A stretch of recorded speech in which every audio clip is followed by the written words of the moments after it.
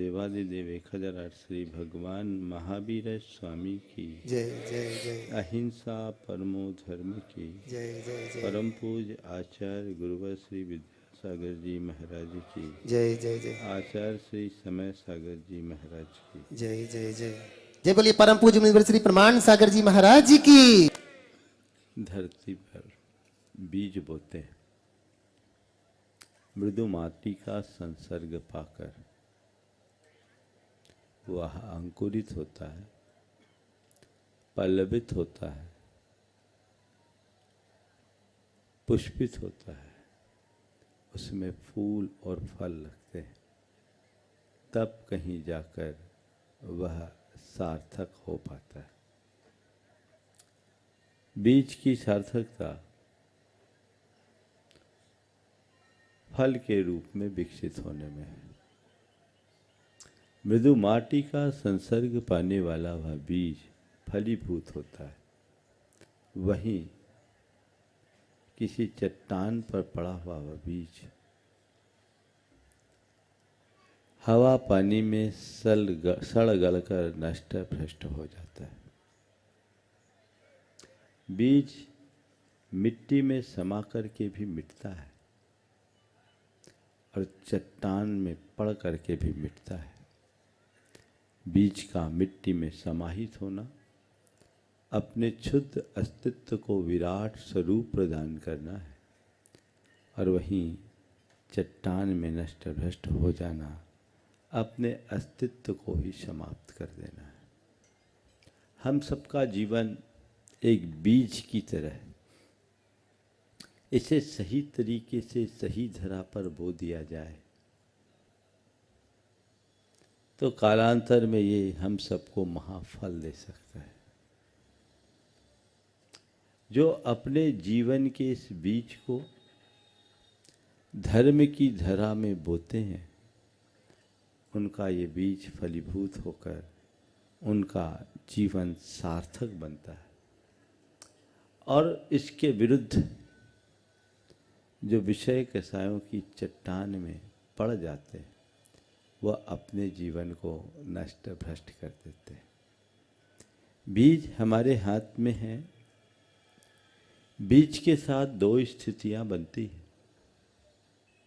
अगर बो दो तो पनप जाएगा, अन्यथा वो नष्ट हो जाएगा। बीज को आप कितना भी सुरक्षित संरक्षित रखो, एक समयावधि के बाद उसकी अंकुरण शक्ति नष्ट हो जाती है, उसमें घुन लग जाते हैं। हमें ये मूल्यवान जीवन मिला है, हमें इसे फलीभूत करने का प्रयत्न करना चाहिए। और अपने इस बहुमूल्य जीवन को फलीभूत कर लिया तो हमने इस जीवन का कोई लाभ उठाया, अन्यथा एक महान अवसर खो दिया। आज 4 शब्दों के माध्यम से मैं अपनी 4 बातें कहूँगा। बोना, उगना, फलीभूत होना और खाना। हमने अपने जीवन में क्या बोया, हमें देखना है। बोने की कला हम सब जानते हैं, बहुत कुछ बोया है, पर अब तक हमने क्या बोया, ये विचार करना है। जब हम बोते हैं तभी उगता है, और जो वो बोते हैं वही उगता है। हमारे यहाँ एक बहुत पुरानी उक्ति है, जो बोओगे सो काटोगे। हमने अब तक क्या बोया, हमारे पास अवसर है, बोने का पर्याप्त अवसर है, साधन है, और बो भी रहे, लेकिन क्या बो रहे हैं, ये हिसाब लगाना है। जीवन में आप बहुत समय व्यतीत किया, आंखें बंद करके कुछ पल के लिए विचार करो कि अब तक मैंने क्या बोया।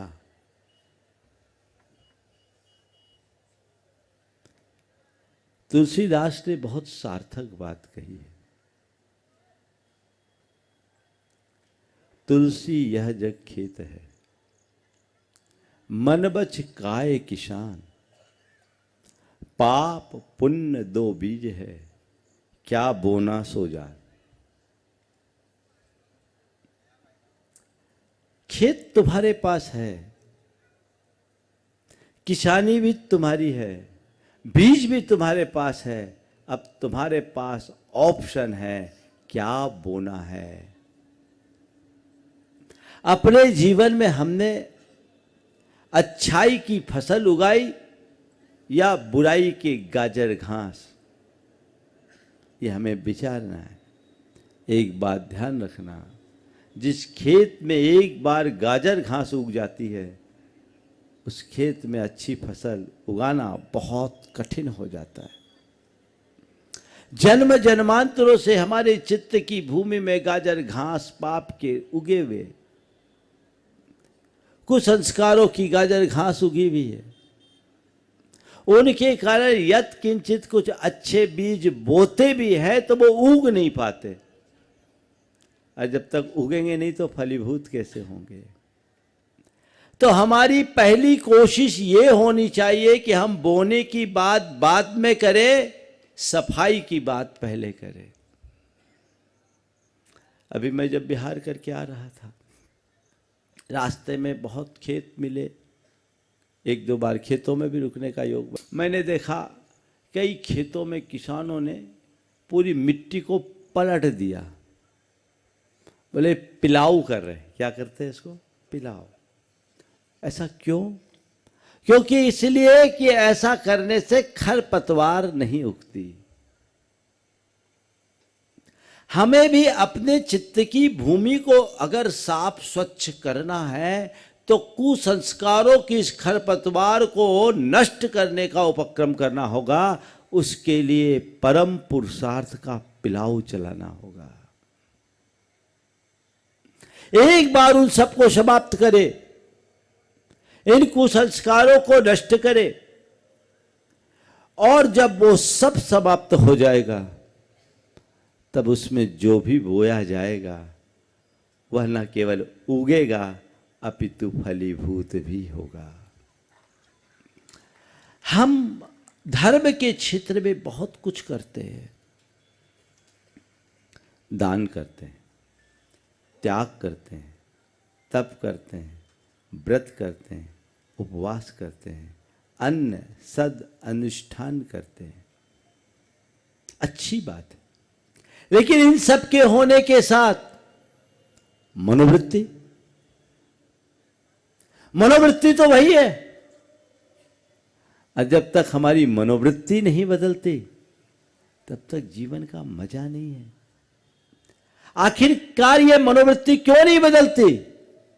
क्योंकि पुराने संस्कार कुछ ऐसे गहरे जमे हुए हैं। हमने केवल अनुकरण किया, हमने केवल अनुसरण किया, बीज छींट दिए, पर वो उगा नहीं, वो फलीभूत नहीं हुआ, बल्कि वो भी विनष्ट हो गया। जब तक मनुष्य अपने अंतस्करण को निर्मल नहीं बनाता तब तक उसके द्वारा किया गया धर्माचरण भी अर्थहीन होता है। अपनी मनोवृत्ति को साफ स्वच्छ करें और यह सुनिश्चय करें कि हम अपने चित्त की भूमि में कुछ ऐसा बोए जो उगे, फलीभूत हो, हम उसका फल खाएं, और न केवल हम खाएं, आने वाली पीढ़ियां भी उसे खा सके, उपभोग कर सके। हमने क्या किया? तो पहली बात बोने की है, और बोने के पहले जमीन तैयार करने की है। अपने हृदय में ऐसा मनोभाव जगाइए कि मेरा पहला लक्ष्य अंतस्करण की निर्मलता है, और ये सब तब और तब होगा जब आप अपनी आत्मा को केंद्र में रखोगे। हम लोग बाकी बाहरी कामों में पूरा ध्यान लगाते हैं, लेकिन जिसके लिए ये सब काम करना है प्रायः उसको भूल जाते हैं। उसे अगर पकड़ लिया तो पूरा जीवन बदलता है। मेरे एक संपर्क में एक सज्जन है, मोरक्को में रहते हैं, फ्रांस के पास मोरक्को है, जहाँ की कुल आबादी 20,000 की, दुनिया के सारे बड़े रईस रहते। वो मेरे पास जब पहली बार आए, बहुत बड़ा स्टेटस, अरबों खरबों के मालिक, हीरो का व्यापार, उनकी कोई भी डील 80 करोड़ से नीचे की हुई नहीं उनके जिंदगी में, आंखों में परख। मेरे पास पहली बार आए, चैनल के माध्यम से उनने सुना, जयपुर में आए, और आने के बाद जो उस व्यक्ति ने बात की, सुनकर के मजा आ गया। उनने कहा, महाराज आपने मेरी आंखें खोल दी। मैंने तय किया, अभी तक मैंने बंद किया है, अब मुझे केवल निर्जरा करना है।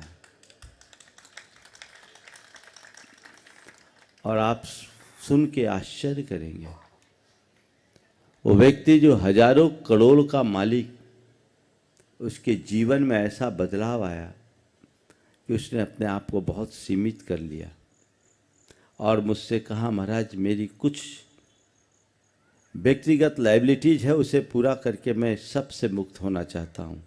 लेकिन उनने अपने आचार व्यवहार में ऐसा परिवर्तन कर लिया, प्रतिदिन वो 2 बार सामायिक करते, 2 बार सामायिक करते हैं। और उन्होंने नियम लिया, गर्मी के 5 जोड़ी, सर्दी के 4 जोड़ी, इतने ही वस्त्रों से काम करें। भोजन में 2 सब्जी के अतिरिक्त तीसरी सब्जी नहीं लेंगे और 1 दाल लेंगे, और अपना जीवन यापन कर रहे हैं। जब मैंने चर्चा में कहा, ये सब कैसे कर रहे हैं आप? बोले, महाराज जब भीतर की समझ आ गई ना, तो अब किसी से प्रेरणा की जरूरत नहीं होती। महाराज सब निस्सार दिखता है। मुझे तो ये भी लगता है कि ये परिग्रह मेरा कब उतरे, ये तो बाहर का जंजाल है। एगो में सासदो आदा, नान दंसन लखनो, शेषा में बाहिरा भावा, सब्वे संजोग लखना। इस गाथा को कोट करते हुए कहा, महाराज आपसे मैंने सुना है, पर मैंने इसे आत्मसात कर लिया। मैं एक शाश्वत आत्मा हूँ, ज्ञान दर्शन लक्षण वाला हूँ। बाकी जो पदार्थ है वे संयोग है, उनमें मेरी आसक्ति कैसे, उनमें मेरी अनुरक्ति कैसे। जीवन बदलता है इंसान का अगर केंद्र में आत्मा बैठ जाए। तो मैं आप सबसे ये कहूंगा, बोना है, अच्छा बोना है, पर उसके पहले अपनी जमीन को तैयार करना है। जैन धर्म में एक शब्द आता है भेद विज्ञान, और ये कहा गया कि तुम अपने जीवन यात्रा को सफल और फलीभूत करना चाहते हो तो सबसे पहले भेद विज्ञान करो। भेद विज्ञान यानी भेद यानी रहस्य का ज्ञान, अंतर का ज्ञान, शरीर और आत्मा की भिन्नता का ज्ञान, जीवन और जगत के संबंध का ज्ञान। मैं एक आत्मा हूं और इसके अतिरिक्त संसार के जितने भी पदार्थ है वे मुझसे भिन्न है, मेरे नहीं है। मेरे पास है, मेरे साथ हो सकते हैं, पर मेरे नहीं है। ये तो मेरे मन का व्यामोह है, मेरे अंतस की आसक्ति है कि मैंने उन्हें अपना रखा है।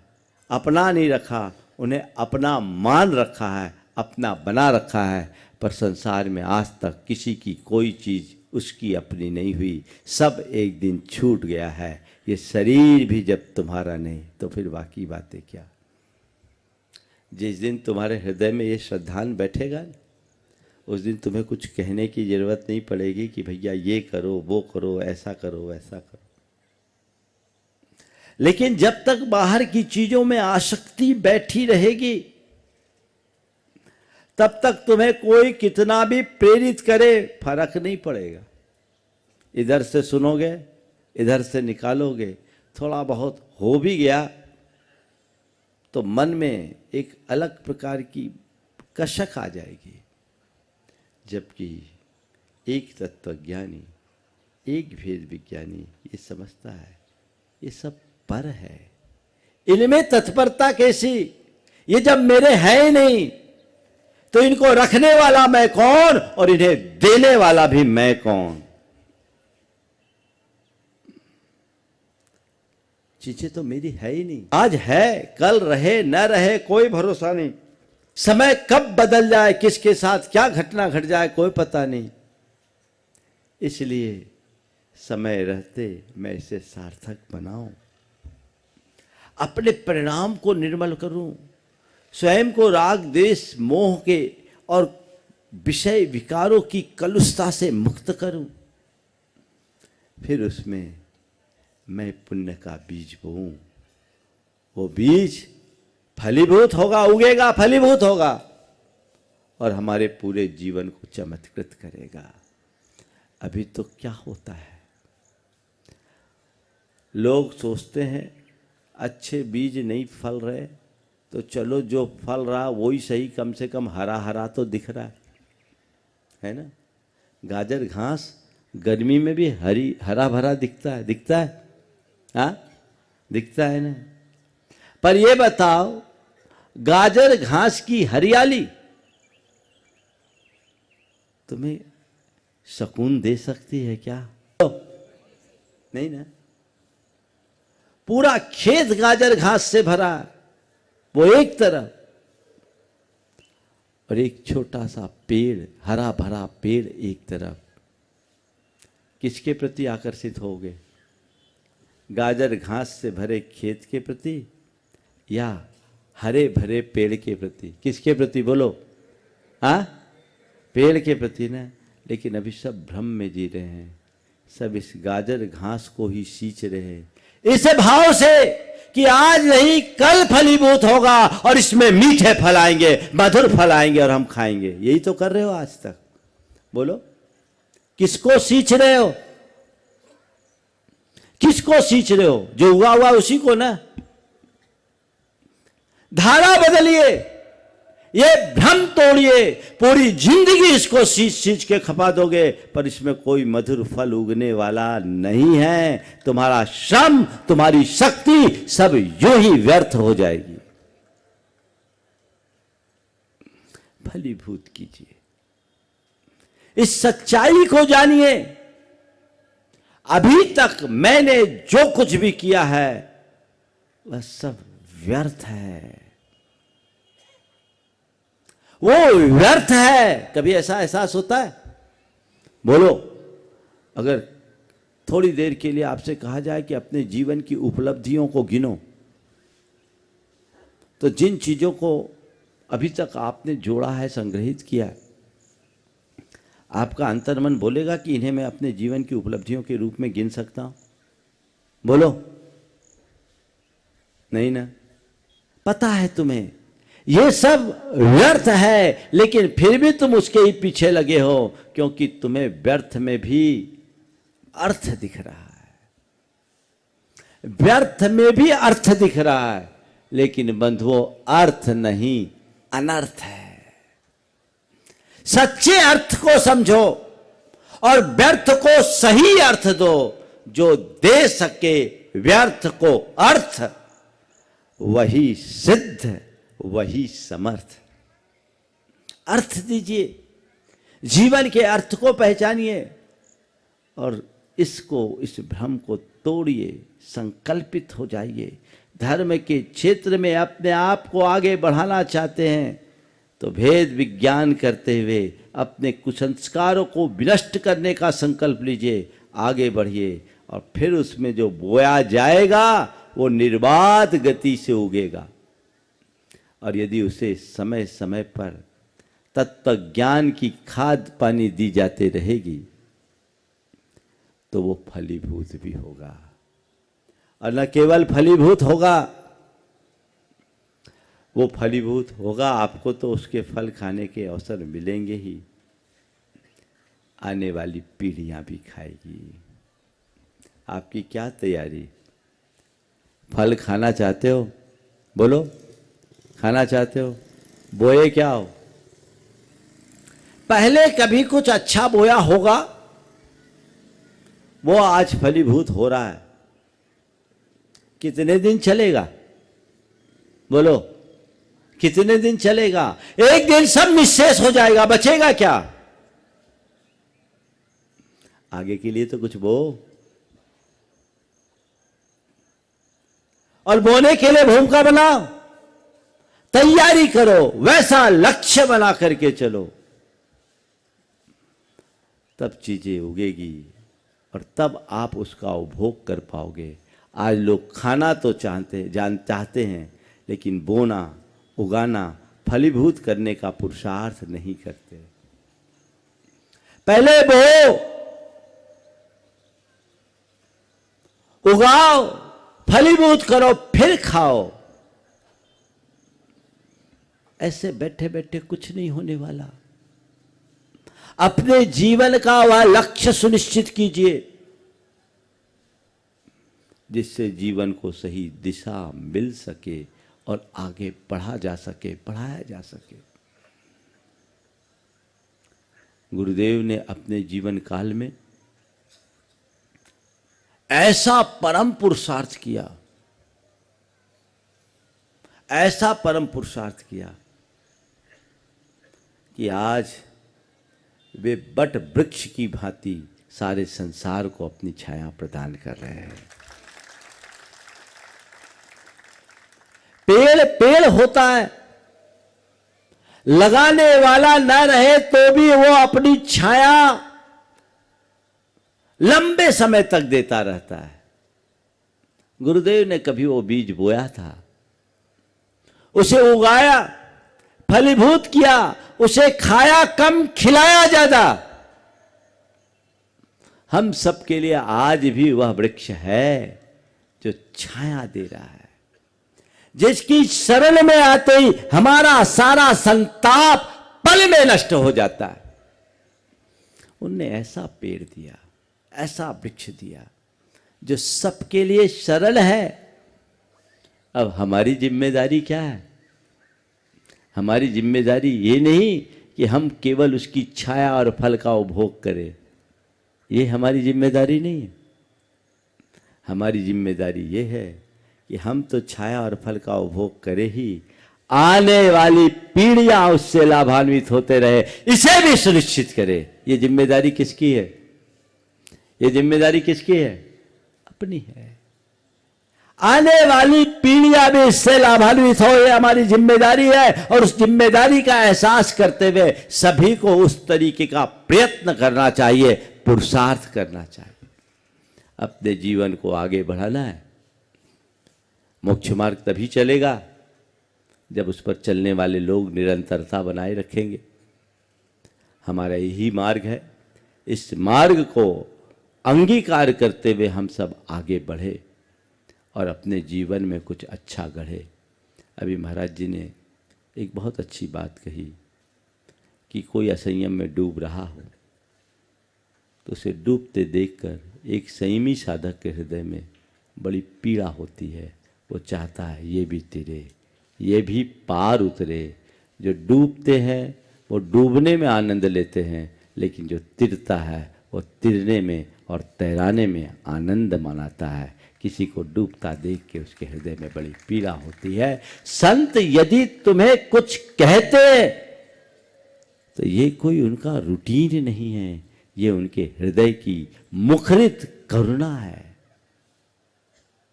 वो करुणा उनके मुख से मुखरित होती है। वो इस भाव से बोलते हैं कि तुम्हारा जीवन किसी भी तरह से संभल जाए, संवर जाए, जीवन तर जाए, व्यर्थ ना हो, ये उनकी भावना होती है। उसी भावना को हम सब साकार करने में लगे। आप लोग आगे बढ़िए और अपने जीवन को आगे बढ़ाने की कोशिश कीजिए। एक बात अंतर मन में हमेशा बिठा लीजिए, बाहर हम तीर्थ बना रहे हैं, भीतर तीर्थ पहले बनाए। भीतर तीर्थ बनेगा, बाहर तीर्थ जरूर बनेगा। एक बुढ़िया थी, फटे हाल थी, लेकिन सब तरफ जाके वो एक ही बात कहती, मुझे मंदिर बनाना है, मैं मंदिर बनाऊंगी। मुझे मंदिर बनाना है, मैं मंदिर बनाऊंगी। लोगों को लगा ये फटे हाल बुढ़िया मंदिर कैसे बनाई, पर कुछ लोगों के मन में कुतूहल जगा, हो सकता है गुदड़ी की लाल हो, घर में दबा के रखा, उसके पास कुछ माल हो। कुछ युवक उसके पास पहुंच गए और उससे आग्रह करने लगे कि तू कहती है कि मैं मंदिर बनाऊंगी, तेरे पास है क्या जो तू मंदिर बनाएगी? तेरे पास है क्या जो तू मंदिर बनाएगी? उसके पास एक बटुआ था, उसमें एक पोटली थी। उसने बटुआ खोला, उसमें से पोटली खोली और पोटली खोलने के बाद अपनी मुट्ठी बंद की। उससे कहा हाथ उठा, हाथ खोल। उसने हाथ खोला, उसके हाथ में उसने रखा, उसमें केवल 2 पैसा था, केवल 2 पैसा। सारे युवक जोर से हंसे कि तेरे पास मात्र 2 पैसा है और इन 2 पैसे से तो मंदिर बनाने की बात करती है, कैसा पागलपन है, कैसा पागलपन है। उस बुढ़िया ने जो बात कही वो आप सबको ध्यान देने योग्य है। उस बुढ़िया ने कहा, नाना किसने कहा मेरे पास 2 पैसा है? किसने कहा कि मेरे पास केवल 2 पैसा है? मेरे पास केवल 2 पैसा नहीं, 2 पैसे के साथ मेरा भगवान है, मंदिर जरूर बनेगा। इन 2 पैसों के साथ मेरा भगवान है, मंदिर जरूर बनेगा। पूरे आत्मविश्वास के साथ उसने कहा और उसका मंदिर बन गया। समझ गए? तुम लोगों को भी फिक्र करने की जरूरत नहीं है। मंदिर कैसे बनेगा?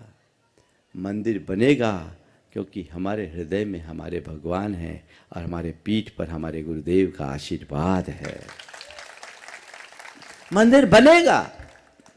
अंदर जब तक तीर्थ नहीं बनेगा तब तक बाहर का तीर्थ नहीं बन पाएगा। हृदय में उस श्रद्धा को आप मजबूत बनाइए।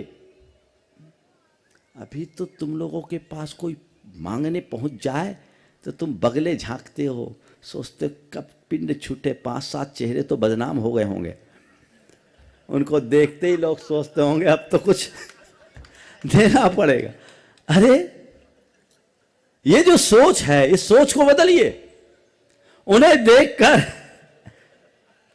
यह सोचना चाहिए कि ये मेरे जीवन को एक अच्छा अवसर प्रदान करने आए हैं।